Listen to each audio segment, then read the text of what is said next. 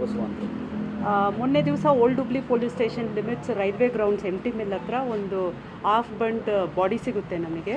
Later on identify ಆಗುತ್ತೆ ಅದು ವಿಜಯ್ ಬಸವ ಅಂತ ಹೇಳಿ 24 ಇಯರ್ ಓಲ್ಡ್ ಅವನದು ಬಾಡಿ ಅಂತ ಹೇಳಿ.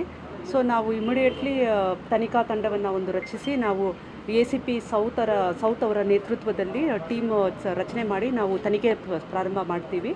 ಸೊ ತನಿಖೆಯಲ್ಲಿ ನಮಗೆ ಅವನ ಫ್ರೆಂಡ್ ಡಿಸೀಸ್ಡ್ ಯಾರಿದ್ದ ವಿಜಯ್ ಅಂತ ಹೇಳಿ, ಅವನ ಫ್ರೆಂಡ್ ಕಾಸಾ ದೋಸ್ತ್ ಅಜರ್ ಅಂತ ಹೇಳಿ is the accused in the case. ಅವನ್ನ ಸೆಕ್ಯೂರ್ ಮಾಡ್ಕೊಂಡಿದ್ದೀವಿ.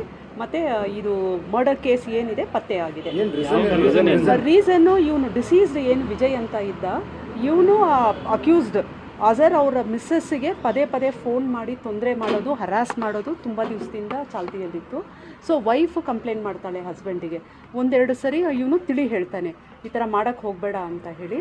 ಇವನು ಮತ್ತೆ ಯಾವಾಗ ಕಂಟಿನ್ಯೂ ಮಾಡ್ತಾನೆ. ಸೊ ಇವನು ಪ್ಲ್ಯಾನ್ಡಾಗಿ ಎಲ್ಲ ಪ್ಲ್ಯಾನ್ ಮಾಡಿಕೊಂಡು ಅಸಾಲ್ಟ್ ಮಾಡ್ತಾನೆ. ಏನು ಪ್ಲಾನ್ ಮಾಡ್ತಾರೆ ಮೇಡಮ್?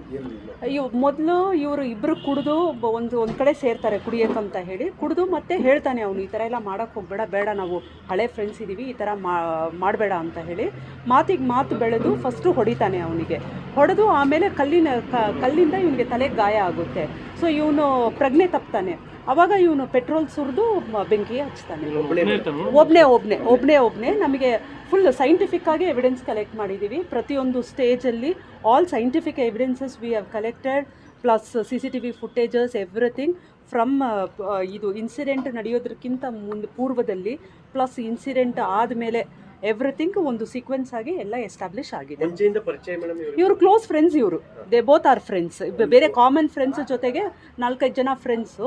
ಅದರಲ್ಲಿ ಆ ಟೀಮಲ್ಲಿ ಇವರು ಇಬ್ಬರು ಸಹ ಫ್ರೆಂಡ್ಸ್. ಮೆಸೇಜ್ ಅಷ್ಟೇ ಇತ್ತಾ ಮೇಡಮ್ ಅವ್ರದ್ದು ಕಾಂಟ್ಯಾಕ್ಟ್ ಮಾಡೋದು ಅಥವಾ ಇಲ್ಲಿಗಲ್ ಅಫೇರ್ ಏನಾದರೂ? Let us not comment about all those things. ಈಗ ಮೋಟಿವ್ ಅಷ್ಟು ಪತ್ತೆ ಆಗಿದೆ, ಪ್ಲಸ್ ಅಕ್ಯೂಸ್ಡು ಸೆಕ್ಯೂರ್ ಆಗಿದೆ.